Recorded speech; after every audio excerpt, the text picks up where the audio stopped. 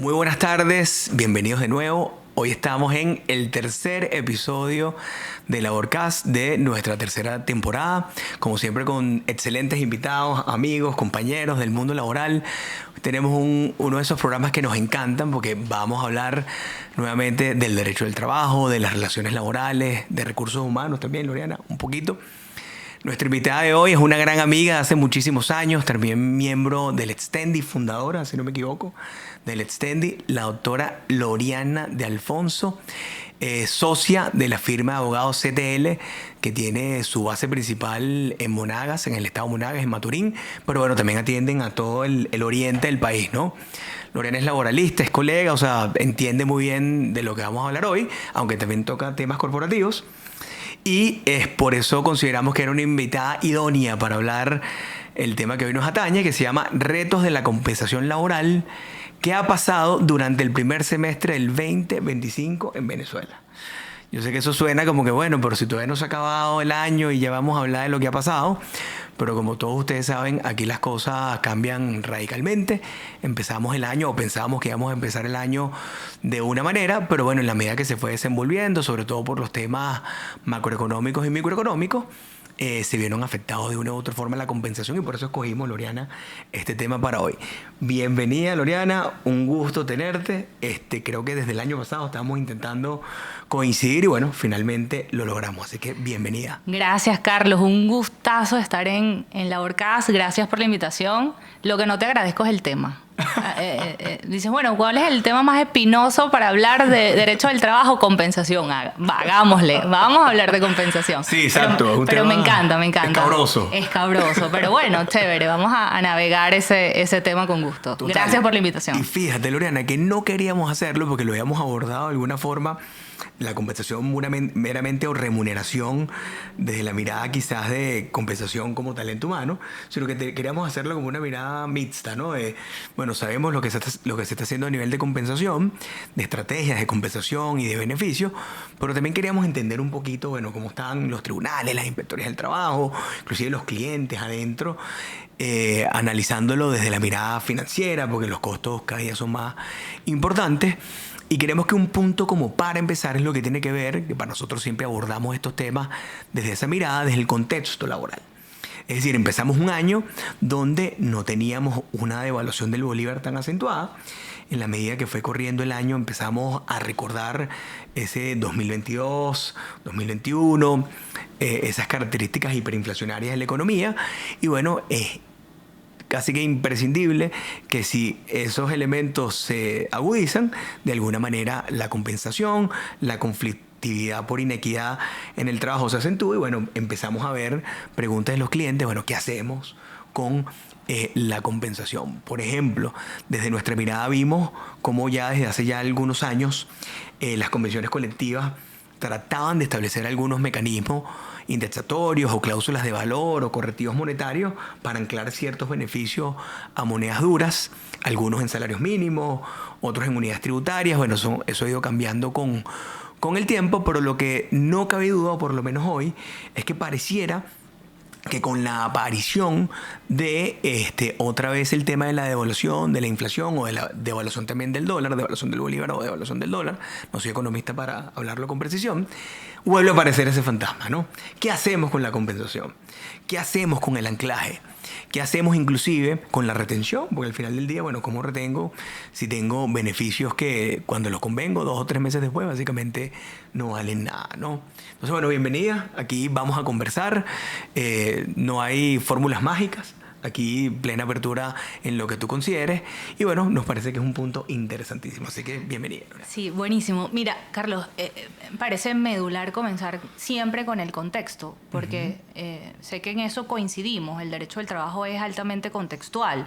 Y si uno conversa o uno recuerda las conversaciones sobre estos temas de hace 10 años, de hace 5 años, de hace incluso 2 años y hoy, y siempre son conversaciones distintas. Totalmente. Porque vamos reaccionando a la realidad económica, vamos reaccionando a la realidad del mercado laboral, de compensación, o sea, cuando estábamos hablando de que no se encontraba gente para trabajar y hablamos de diáspora y hablábamos de un salario mínimo en $50 en el sector privado, estos temas quizás no eran preocupación, era qué ofrezco, qué me invento, qué acto de creatividad hago para hacer que la gente venga a trabajar, ¿no? Ya logramos que la gente viniese a trabajar, medio emparapeteamos la cosa, pero el tema ahora es qué hago con los pasivos, ¿no? Entonces, en síntesis, yo diría que nosotros hemos ido reaccionando de manera altamente creativa al entorno y es momento, en mi opinión, de darle a esa creatividad un poquito de estrategia. Porque nosotros tenemos muchísimos años reaccionando frente a una crisis que yo no sé si seguirle llamando crisis, porque ha sido cuando menos una crisis continuada de muchísimos años, con distintos niveles que nos ha hecho reaccionar y responder y decir, bueno, mira, el tema de la gasolina, bueno, me invento un tema para sortear y ayudar a los colaboradores con el tema de la gasolina. Entonces hemos ido respondiendo al entorno, al contexto y temas como la dolarización, la bonificación y ahora la desdolarización de las compensaciones no ha sido más que el resultado de medidas de emergencia, de urgencia y de sobrevivencia del entorno empresarial para decir qué hago. En mi opinión, creo que la conversación deberíamos dirigirla ahora de todas esas medidas creativas que yo tengo años implementando, vamos a ver qué hacemos con ella. Y ahí es donde yo digo, la crisis requirió creatividad, pero la sostenibilidad necesita estrategia. Totalmente. Totalmente. Y te lo compro. Loriana, fíjate que el año pasado nosotros tuvimos un programa que nos encantó mucho, donde estaba también Carla Mari, que es gran amiga de Loriana, y el punto que queríamos tocar ahí era el costo laboral.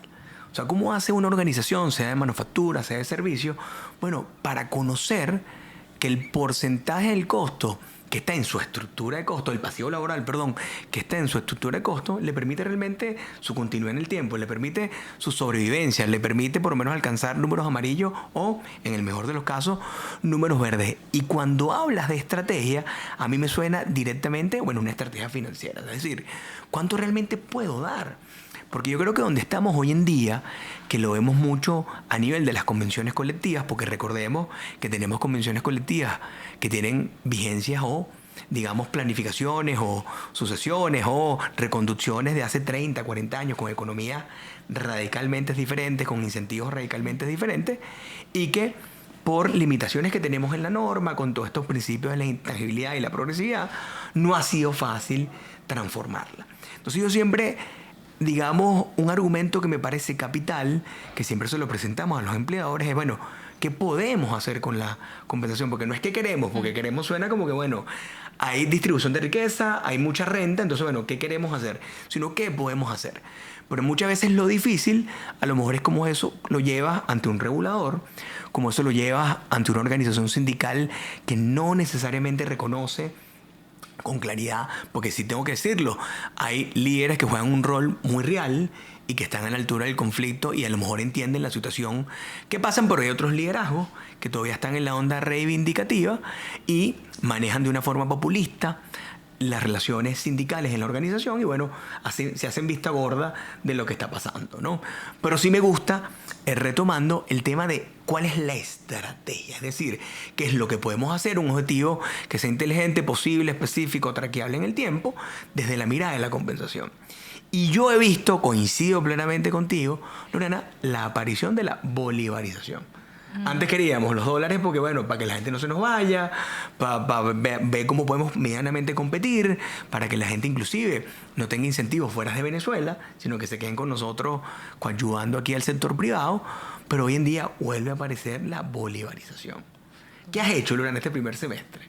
Con todos esos dilemas y situaciones que se nos presentan. Mira, lo primero que hemos visto es la cantidad de distorsiones que surgen tras tener, yo lo llamo nóminas Frankenstein, porque se convierte en todos unos sistemas de nómina y unos sistemas de compensación que han ido mutando y tienen una acumulación de distorsiones. Es decir, todo lo que hemos venido haciendo o esas creatividades de las que hablaba, claro, ahora se unen todas y nos dejan y dejan a la empresa venezolana, a los departamentos de recursos humanos, con un nivel de exposición que a mí hoy me está, digamos, preocupa, porque teníamos una herramienta, para no decir la estrategia, pero teníamos una herramienta que era la posibilidad de pagos en moneda extranjera que estaban haciendo o estaban diluyendo algunos de los riesgos propios de esa compensación. Ahora, ¿qué hace esa bolivarización de la que tú hablas o qué está generando? Muchas cosas, pero yo resumiría dos. En primer lugar, está generando que todas esas tomas de decisiones sin un análisis real de temas de establecimiento de bonificaciones creativas y todo este tema, están quedando absolutamente plasmadas y una altísima trazabilidad que puede convertirse en un riesgo legal importante, porque todas esas cosas que yo pagaba antes a través de cuentas en moneda extranjera, que yo pagaba a través de, digamos, divisa en efectivo, al cambiar, digamos, vuelvo con el tema del entorno. O sea, tenemos un tema de reducción de circulación de dólares en el mercado. Es decir, el cliente va a una caja de un supermercado, paga en bolívares, cosas que antes pagaba en dólares. Obviamente el comerciante se voltea y dice, tengo solamente bolívares, no puedo seguir sosteniendo esquemas de compensación en dólares. Entonces, volvemos nuevamente con una consecuencia y una respuesta al entorno y al mercado y a la situación económica. Y una respuesta, Loriana, que a lo mejor puede ser circunstancial. Totalmente. Que no sabemos. O sea, no sabemos si en 6 meses, 9 meses se achica esa diferencia que hay. Y entonces, bueno, cambiamos de nuevo. Volvemos y empiezan todas las variables de contexto, es decir, se activa tema licencia, tema Chevron, se cambia el panorama económico, de repente nuevamente hay disponibilidad de divisas y yo digo, mira, ¿sabes qué? Yo retomo el esquema de compensación en divisas. Pero el tema, y quizás me estoy adelantando y probablemente vamos a ir y a venir, pero lo que termina ocurriendo es que es importante que quede claro que el tema de la forma de pago, el vehículo de pago, no puede ser visto como la solución. ¿Por qué? Bueno, porque no te resuelve no resuelve el problema de fondo del que seguramente hablaremos más adelante, el cómo lo pago, sino, bueno, qué estoy pagando, cómo estoy analizando y descomponiendo yo ese esquema de compensación. Total. Entonces, fíjate que pasamos por la bonificación, pasamos por la dolarización y ahora tienes, como digo yo, unas bonificaciones al desnudo. Porque tienes esas bonificaciones que ahora están cayendo, para que la audiencia nos entienda con claridad, un montón de bolívares que está entrando a esa cuenta de esos trabajadores y el llamado es a la estrategia. Es decir, vamos a ocuparnos de ver cómo, primero entender lo que estamos haciendo, entender que viene de una serie de distorsiones y dar un paso adelante y decir, bueno, aquí hay que aplicar correctivos y aquí hay que ver qué tan expuesto estoy y cuánto me puede costar no ocuparme a tiempo. Totalmente. Y aparte que nos trae un dilema bárbaro, Loriana, porque eso es lo urgente, pero no es realmente lo importante. O sea, es lo urgente, ¿por qué? Porque hoy en día, por la situación que tenemos, obviamente es fundamental el flujo de caja del trabajador mensualmente. Cuánto ingresa, de cuánto dispongo para precisamente presupuestarme y, bueno, tratar de satisfacer mis bienes y servicios. Pero nos olvidamos de la compensación. O sea, es decir, nos olvidamos de todos aquellos conceptos que están ligados a la fidelización, que están ligados al desarrollo, que están ligados a la formación, que están ligados a la posibilidad de hacer carrera en una organización, porque estamos en lo reactivo. Y a los abogados nos toca muchas veces lo reactivo. O sea, es decir, cómo construir desde lo reactivo, que es lo que en principio cambia esa toma de decisiones de los trabajadores o cambia la toma de decisiones de los trabajadores sin descuidar lo estratégico. Total. Que es donde yo me veo 1 año, en 2 años, en 3 años, sobre todo para todas aquellas empresas del sector privado que están casadas con el país, que siguen apostando y que por lo menos hasta ahora, digamos, no han dado muestras de querer cerrar, sino todo lo contrario de apostarle, ¿no? Primera cosa que yo veo, Loriana, que me llama la atención. Yo creo que sí hay cierta alineación entre los asesores externos como nosotros, hay cierta conciencia de la gerencia, a nivel de la gerencia general, porque creo que laboral, si bien ha dejado al desnudo esta crisis, es que el derecho laboral, cuando se ven los costos, es importante entender derecho laboral, porque yo creo que a veces siempre nos decían, no, el derecho laboral no es tan importante, porque nada más estudia un contrato, pero cuando ven los costos, las contingencias, lo que eso puede representar al futuro, bueno, tenemos un papel protagónico junto con impuestos, sin duda. esa mirada está siendo mucho más relevante, esa mirada está siendo mucho más estratégica, pero por otra parte vemos, por ejemplo, decisiones de los tribunales o a veces del Tribunal Supremo de Justicia que a lo mejor no van atadas a esa realidad. Es decir, estamos viendo decisiones donde por el simple hecho de nosotros coadyuvar en momentos de incertidumbre económica, en momentos de agudización de crisis, inclusive decretada hasta por el Ejecutivo Nacional, de emergencia económica, bueno, a veces vemos criterios que no se compadecen con esa realidad. Es decir, criterios que toman en cuenta por máximas de experiencia, que suplen defensas de las partes y dicen, bueno, como un gerente por mi máxima experiencia no puede ganar tanta cantidad de dinero, entonces tomo como cierto el dicho del trabajador. Es decir, todavía inclusive pareciera que la legislación está con una mirada reivindicativa de distribución de riquezas cuando todos sabemos que aquí la mirada es estratégica de supervivencia. Y eso es un tema relevante, que quizás no todos queremos aceptar ni queremos afrontar, pero es un tema que yo creo que quizás con más eficiencia se aborde en las convenciones colectivas.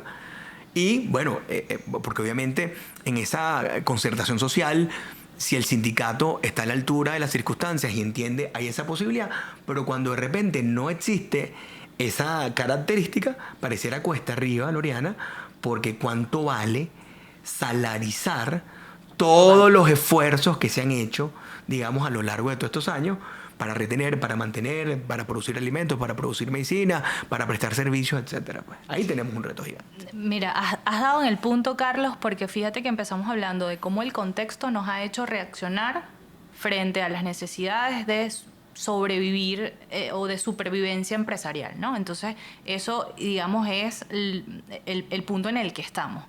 Pero tocas el verdadero origen del mal y sin ánimo de ser dramática, la necesidad de reconocer que gran parte, por no decir todos los problemas en materia laboral hoy en Venezuela, la gran mayoría de los problemas viene de tener una ley del trabajo que se quedó totalmente anclada en el pasado, que no responde a la realidad de la Venezuela actual, que fue diseñada y pensada para una Venezuela que no existe, una Venezuela petrolera de altísimos ingresos, que hoy pesa 80% menos o tiene 80% menos de su peso y es como yo siempre uso el símil para que, digamos, el que no es abogado lo entienda, que es, mira, tú hiciste un traje, una armadura para mandar un soldado a la guerra, pero la armadura hoy es tan pesada, ese soldado es tan flaquito y la armadura es tan pesada que es absolutamente ineficiente porque no le permite al soldado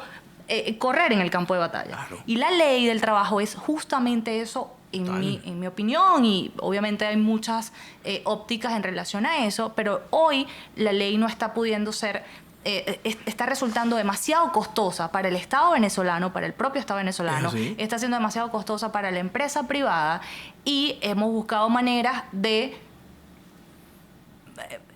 coexistir, pero dándole la vuelta, inventándonos unas cosas que entran en contradicción con la norma. Y aquí el gran problema es que el tema del que hablas sobre criterios judiciales, uno pareciera como una laguna jurisprudencial o un océano donde uno no sabe qué hay, peces grandes, peces chiquitos, y hay una cosa que tú dices, mira, pero es que esto está muy oscuro y yo no sé qué hay ahí, porque en mi opinión ha tratado el órgano decisor, han tratado los tribunales, ha tratado el sistema de justicia, que entiende esa realidad de la que hablábamos primero, que sabe que la ley no responde al entorno actual y ha tratado de poner parches. Claro. Parches a una ley que no funciona en este momento, que no brinda soluciones eficientes, que se convierte en un obstáculo para el empleo, para la protección, que no termina de proteger a nadie. Entonces viene el sistema de justicia de manera... lo digo con bastante responsabilidad, de manera, digamos, un poco torpe, un poco, digamos,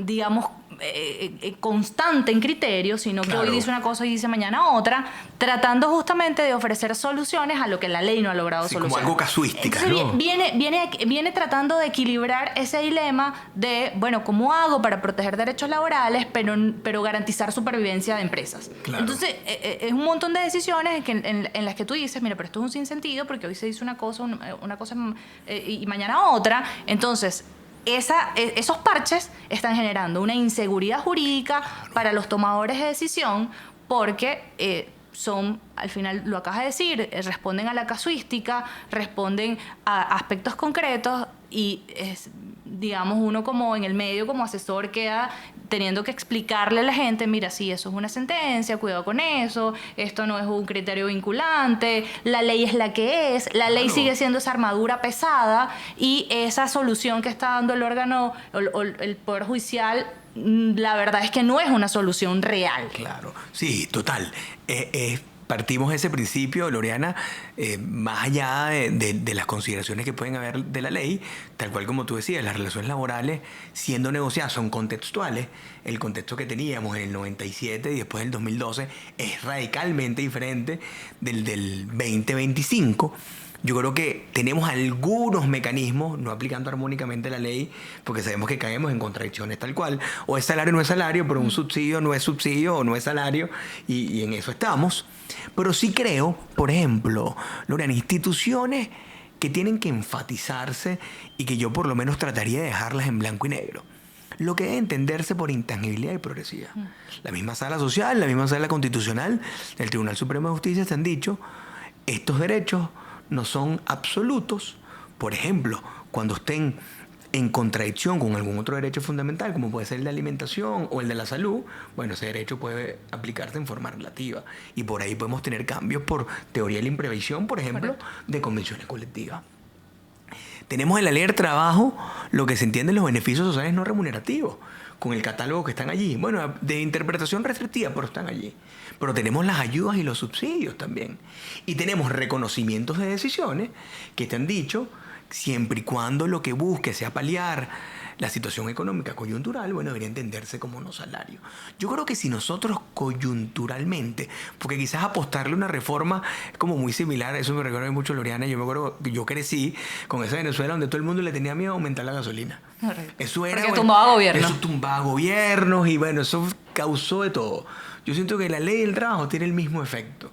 Nadie quiere hablar de una reforma de la ley porque eso, tú sabes, crea una inestabilidad. Un costo político muy alto. Bueno, chévere, pero dentro de esas reglas del juego, dentro de ese campo de fútbol que tenemos, con esas divisiones y con esas limitaciones, vamos a establecer algunas reglas en la coyuntura que nos sirvan. Porque al final del día, el sector público, el sector privado, en la práctica es lo que está sucediendo. Y para los que estamos en el medio no es un secreto voces.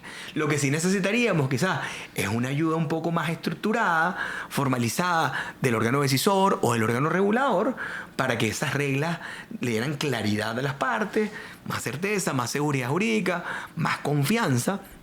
Al final del día, sobre todo cuando le estás apostando a la producción, cuando le estás apostando a la inversión extranjera, creo que sería de gran ayuda, Lorena.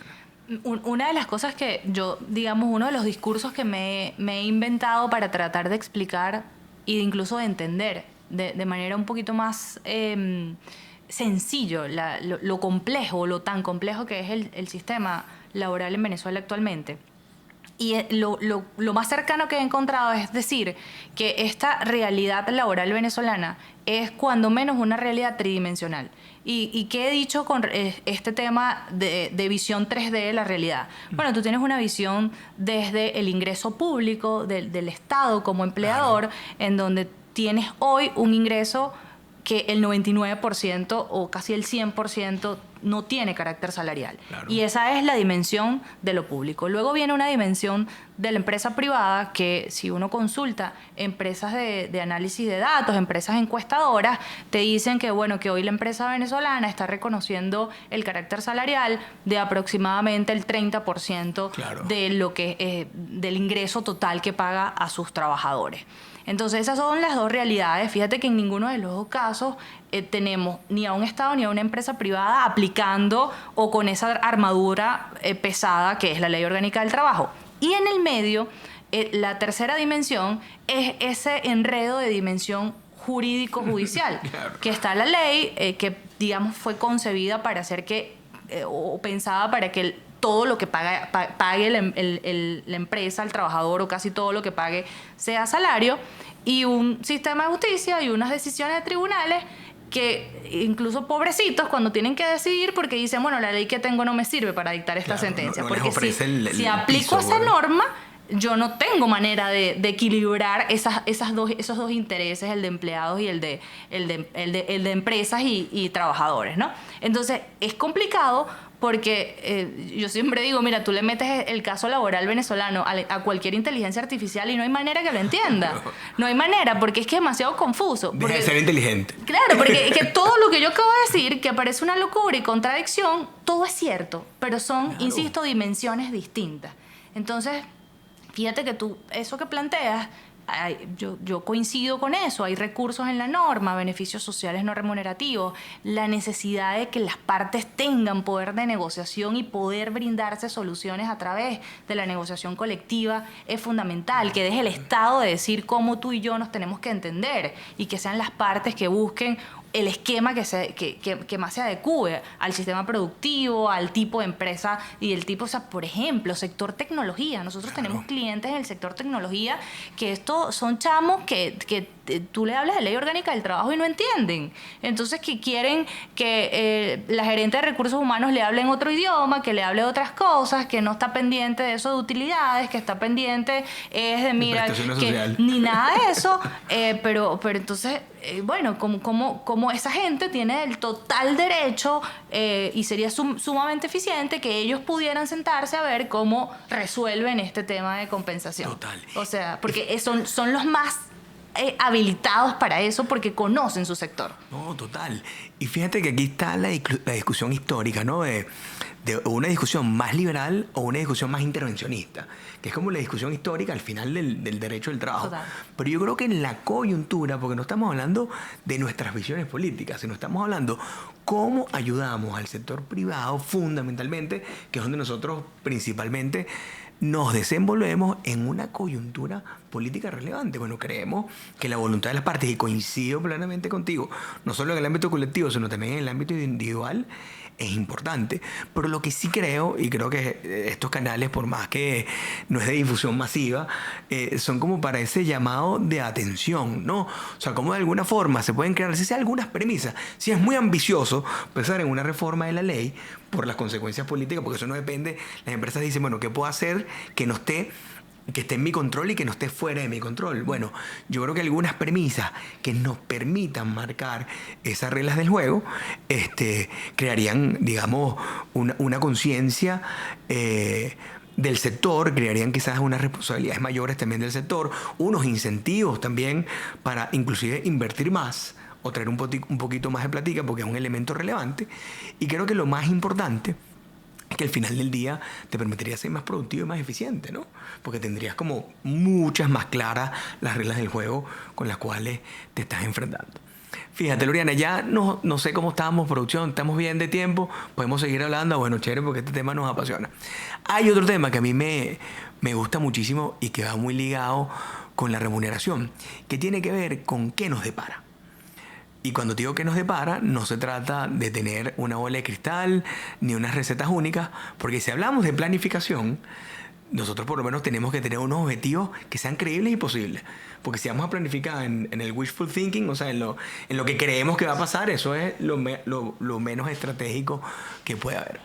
Cuando a mí me hacen esa pregunta, Loriana, yo siempre digo, empezamos con costo, como ya lo hicimos, es decir, ¿cuánto realmente podemos destinar? Que la gente no lo sabe. No, o sea, no lo saben. Mucha gente no sabe cuánto pesa su estructura Tú le labor preguntas. y no sabe los componentes. Y hay dudas, y como, bueno, es que es esto, es lo otro, pero tú incluiste ahí transporte, las dotaciones, incluiste las fiestas del... no, es que yo pensé que era nada más remuneración. Sí. Oye, va, y las contribuciones para fiscales. Y las para fiscales, correcto. Y el tema del por ejemplo, el de las pensiones, o sea, la contribución para fiscal para las pensiones, ¿no? O sea, hay una cantidad de cosas cuando ves el costo total, es un costo muy grande. Uno, el costo. Dos, tu estrategia. Yo soy del criterio, Loriana, que los lineamientos no dejan de ser los clásicos. O sea, los clásicos de los últimos 25 años. Es decir, tengo que tener un componente salarial, indudablemente, no sé en qué porcentaje, porque no lo puedo decir al final del día, todo depende. Tienes que tener un componente de beneficios sociales no remunerativos, es decir, alimentación, transporte, aunque transporte puede ser un ayuda, un subsidio, pero puede ser pago de becas escolares, pagos de útiles escolares, dependiendo de la naturaleza del beneficio. Y subsidios, como puede ser complemento de alimentación, como puede ser ayuda de transporte, bono por gasolina, dependiendo de la naturaleza del servicio. Y sobre eso, bueno, tú tienes tu componente de remuneración y de ahí clasificas del 100% de remuneración cuánto es subsidio, cuánto es beneficio social y cuánto es salario. Pero yo creo que eso tiene que estar de alguna manera porque te va a permitir, por lo menos, proyectar riesgo. Y tú vas a decir, yo me siento cómodo con un 60-40, con un 70-30, con un 50-50, dependiendo del flujo de caja y del giro comercial. Pero pareciera que esa planificación, Lorena, no existe. ¿Cómo lo has visto tú? Sí, creo que en ocasión a esa misma reactividad y a esa misma creatividad, pero sin atarlo a cómo yo hago para que a través de la compensación mi negocio pueda ser más rentable. Es decir, cómo yo hago para incentivar, para motivar, para incorporar los incentivos adecuados según mis objetivos. Y yo siempre digo, bueno, que la gente cree que la gerencia de recursos humanos es, no sé si recuerdas en algún momento que existía este departamento de atención al bienestar o cosas así, o el bienestar del empleado. O para nómina nada más. O nómina.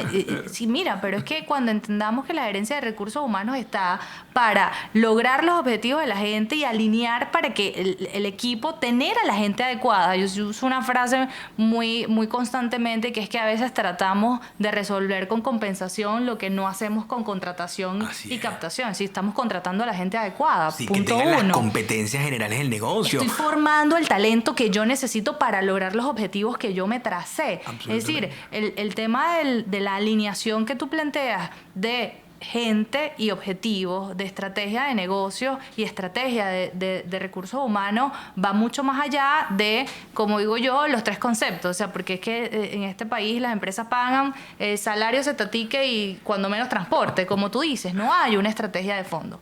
Pero no hay una estrategia desde digamos el deseo de que mi estrategia de compensación contribuya a lograr los objetivos y ser más productivo, facturar más, que la gente entienda que se puede hacer su propio ingreso. Es decir, que va a depender de su capacidad de generar valor en la organización y que en ese momento yo voy a estar mejor financieramente. Va a costar ese valor. Pero fíjate que es un cambio de mindset bien importante, brutal, que sí nos llevaría a hablar de cosas como reforma, de cambio de estructura y de pensamiento, que ya no es el proteccionismo, sino cómo la fuerza de trabajo puede convertirse en eso que genera valor, y mientras la empresa esté rindiendo resultados económicos, pues la gente va a participar de eso de manera más eficiente.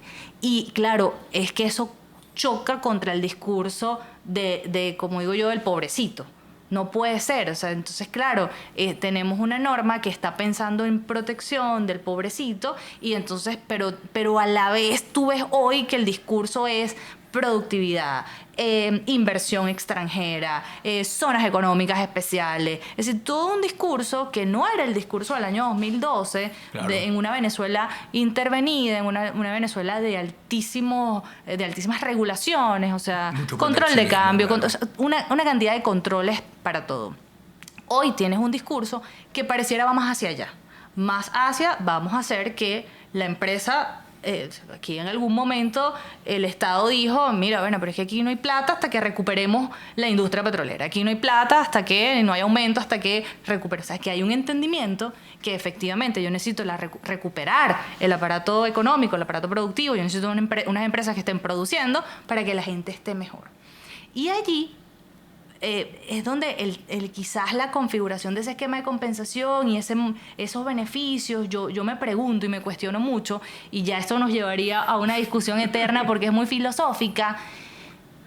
¿por qué yo tengo que hacer maromas para inventar qué nombre le pongo a cosas si la gente trabaja por un salario? La gente debería, con su ingreso, con su salario, poder pagar el transporte, la alimentación y no debería necesitar esa cantidad de bonificaciones ni de otras cosas, porque al final, la verdad es que todo lo que estoy dando es por el valor que tú estás agregando como colaborador, como trabajador, pongámosle el nombre que sea. Es decir, tú estás siendo una persona productiva para la organización y todo eso es en retribución. O sea, que si vamos más allá de la norma, la verdad es que esa cantidad de auxilios, de ayudas, de cosas que son necesarias hoy como contingencia y como solución al problema que vuelve a ser la ley del trabajo. Pero fíjate que no es la solución de fondo, es vuelvo un parche al problema. Porque inclusive, Loriana, tú lo mencionabas al inicio, los valores que inspiraron a nuestros principios laborales, porque básicamente tenemos la misma ley desde 1936, básicamente eran los valores del rentismo. Total. Porque recordemos que la ley del 36 es consecuencia del gomecismo, donde inició la explotación petrolera, y entonces el petróleo, con todo este tema, o como lo llamaba Terling Clark, de aquellos países cuyas culturas, que Suecia también, digamos, sufrió en algún momento de esa fiebre del oro negro, los valores y la cultura que se ve moldeada por esos valores no necesariamente son los que se supeditan a los que tú necesitas cuando ya no tienes un modelo rentista. Entonces, hoy estamos hablando de un discurso que detrás lo que dice, bueno, tenemos que cambiar cultura, pero ¿cómo yo cambio cultura si los valores que están en la ley orgánica del trabajo es un valor reivindicativo y no es un valor de que si haces más, ganas más? Total. No es orientación al resultado, no es orientación al logro, y esa es la discusión, porque en el modelo, aquí no cabe la menor duda, y creo que no hay discusión hoy en día, Loriana, que la acumulación de capital es la vía, que al final es el capitalismo. Claro. Que es un capitalismo de Estado, que es un capitalismo más liberal, que es un capitalismo intermedio, esa es otra discusión. Pero el modelo que se está promoviendo es un capitalismo. Y los valores de la regulación deberían estar allí. Porque al final del día, si yo monto mi planificación estratégica en razón de unos valores y unas conductas que yo espero de mis colaboradores, no puede estar completamente divorciado de lo que me dice la regulación. Totalmente. Porque si no es como un sueño, es como un amor imposible, ¿no? Sí. Que nunca de alguna manera va a conciliar. Pero eso nos lleva, Loriana, a un tema muy relevante. Y yo creo que a ti también te apasiona y te atañe mucho, que tiene que ver con la formación en las empresas. Yo he visto en las organizaciones que hoy en día están comprometidas con el aparato productivo, donde pareciera que la formación constante vuelve a ser relevante como mecanismo de retención, como mecanismo de cambio cultural y como mecanismo de fidelización inclusive de los patronos. ¿Cómo lo ven ustedes también? Sí, es importantísimo. Creo que muchas empresas han entendido y pasa dos cosas en relación a la formación. La formación técnica de lo que necesita mi gente para trabajar en esta y en esta empresa y para hacerla producir. Es decir, en este caso es, el conocimiento duro propiamente ligado a la empresa en la que está funcionando o a ese sector productivo al que ejecute la labor. Y luego otra formación que yo puedo dar desprendido de todo interés, que es la formación que yo te doy para ti. Porque entonces ya empezamos a hablar de cosas que a mí me encantan, que es cómo hacer que la gente, la empleabilidad, ¿sabes? De que esa persona sea en sí mismo un recurso valioso y que sienta que más allá de la empresa está formándose integralmente. Hay un tema que creo que las empresas que no lo han entendido, hay muchas que creo que lo han entendido, otras que quizás no, pero debemos pasar por ahí.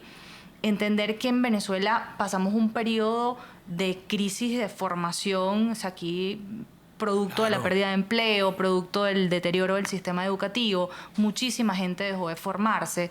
Yo siempre digo, insistimos en hablar de crisis económica, pero poco se habla de la crisis de capacidades y de capacidades profesionales, de capacidades de habilidades técnicas e incluso de capacidades más bajas. Estoy hablando de capacidades de matemática, de lectoescritura, de las formaciones de oratoria, de una persona que tú necesitas para el puesto de atención al cliente, cómo se expresa. Entonces, esa crisis de capacidades, producto de un montón de cosas y del deterioro del país, ha llevado a la empresa a tener que tomar la decisión de, es que yo tengo que formar internamente el talento.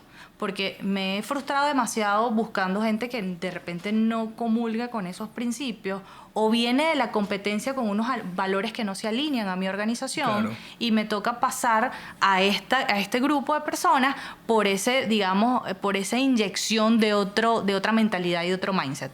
Entonces, entender que ya no es quedarse la empresa en la queja de lo que no consigue, sino es vamos a echarle pichón a formar a la gente. Claro. Vamos a echarle pichón a desarrollar valores y cultura organizacional.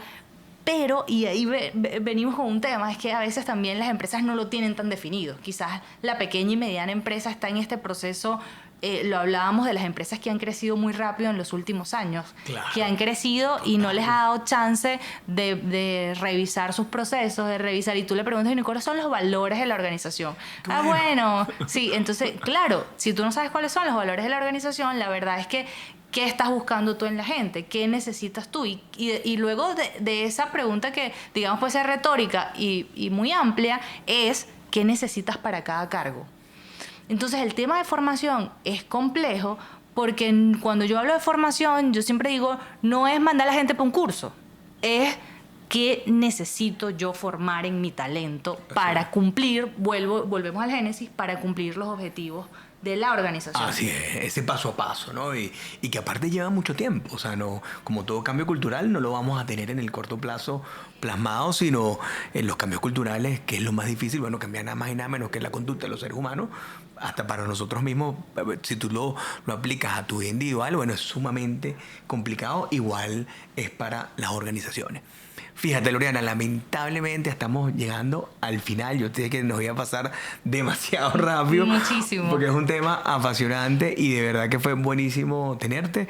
Nos gustó, particularmente me gustó muchísimo escucharte y ver tu abordaje, porque Loriana pareciera que fuera de labor, ¿no? O sea, habla de talento humano, habla de relaciones laborales, habla de derecho laboral. Es mucho es muy parecido, Loriana, a lo que nosotros hacemos acá. De verdad que un gusto tenerte. Hemos sido testigos de tu crecimiento profesional, que también te desempeñas como profesora y también tu desarrollo en todo el tema de los subsistemas de talento humano. De verdad que lo aplaudimos y nos gusta, y con ese liderazgo femenino que, bueno, súper importante también. A Loriana la conocemos hace como 12, 13 años, incluso creo que antes de la OR. Y somos testigos de eso. Así que un placer tenerte, Loriana. Es tu casa, como tú lo sabes. Y saludos a la audiencia de la Orcast, capítulo que me encantó. El año que viene volveremos a hablar, Loriana. ¿Cómo nos fue? ¿Y cómo siguen las estrategias? ¿Viste? Mil gracias, Carlos. De verdad, un gusto conversar sobre todas estas cosas, quizás quedándonos en esa visión de contexto, esa visión global, porque descender a los detalles pues puede ser un tema, como decíamos, bien espinoso y requiere su tiempo, pero encantada de esta conversación, me encantó. Efectivamente, creo que los laboralistas debemos entender que la visión ya no es solamente normativa, solo desde el conflicto, sino, mira, desde el negocio, desde lo financiero, desde la empresa, de las necesidades y todo este tema, y tratar de fusionar esos dos mundos. Así que gracias por la invitación, ha sido un gustazo. Todo un gusto, Loriana. Como siempre, señores, no se olviden de hacer sus preguntas, darnos like. Estamos siempre a la orden en Labores. Esta es su casa. Y bueno, seguiremos aquí comprometidos con el mundo del derecho laboral venezolano. Un placer, cuídense mucho.